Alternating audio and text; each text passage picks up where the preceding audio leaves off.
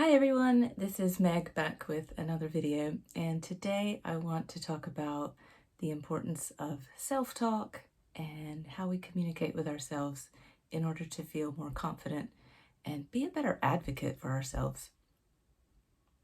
So a couple of weeks ago I went for a run.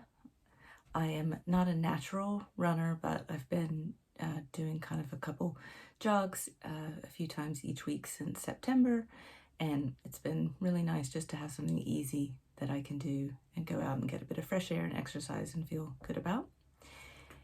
And a couple weeks ago, as I say, I went for a morning run, and as I was running, I was going along and I thought, I think I'll aim to get to the corner of my street.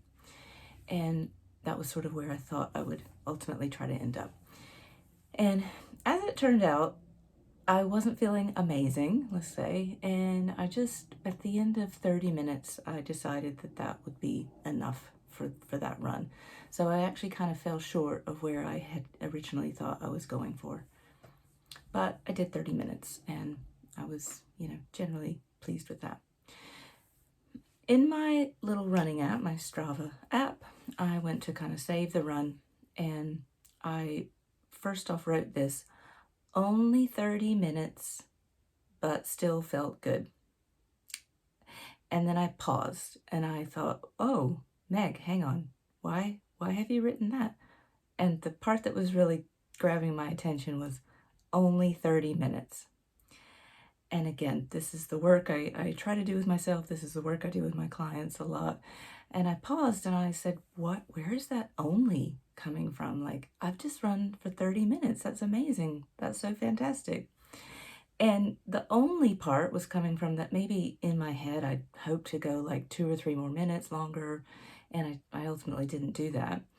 But by choosing only 30 minutes as how I was going to label this run, it was really not going to be very fair to myself. It was not going to honor the fact that I'd done 30 minutes of jogging, which 30 minutes before I hadn't done at all. And it was just a moment for me to check in with, like, wow, I was really about to undermine my achievement in that moment and kind of dismiss the feeling of what I should have had, which was satisfaction that, hey, I'd done this 30 minutes. And in that moment, it really got me thinking, and the thought train I went down was, when we are about to prepare to give a presentation, or if you're going to give a talk, or you've got, an important pitch to give, you might work with a public speaking trainer or a public speaking coach. And, public speaking is something that a lot of people want to get better at and improve at, because when you're speaking publicly, of course, you can have a greater impact. You can share your messages more widely. It's a wonderful accomplishment to do public speaking.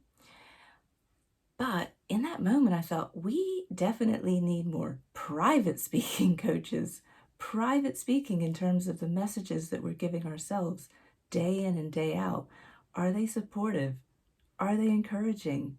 Are they compassionate?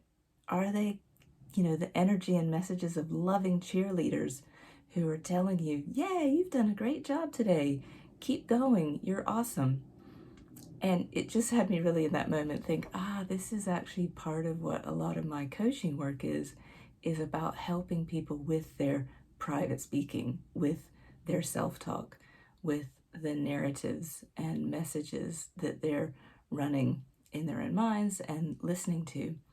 And I'm a big believer of, if we can get all of that messaging to be much more supportive, much more generous, much more kind, then that will really help you boost your confidence, increase your sense of self-belief, banish some of that self-doubt that comes up for so many of us.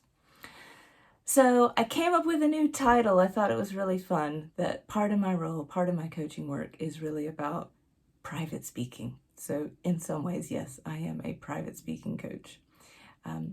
It made me laugh as well. It made me giggle. We place so much importance on the public speaking, being out there.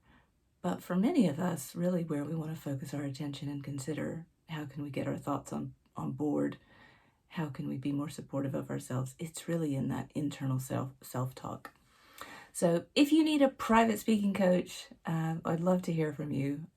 It's so important just in terms of communication, how we communicate with ourselves. Please get in touch if I can be of any help. If you do need a public speaking coach, I know someone who's great, and I would definitely recommend him. So if you do have any big event coming up that you want to prep for, drop me a note and I can put you in touch with this person who's really, that's his expertise. I hope this was helpful. I will see you next time for another video. I am Meg Lyons, and it was really fun to share this story. Hope it's been helpful. Bye for now.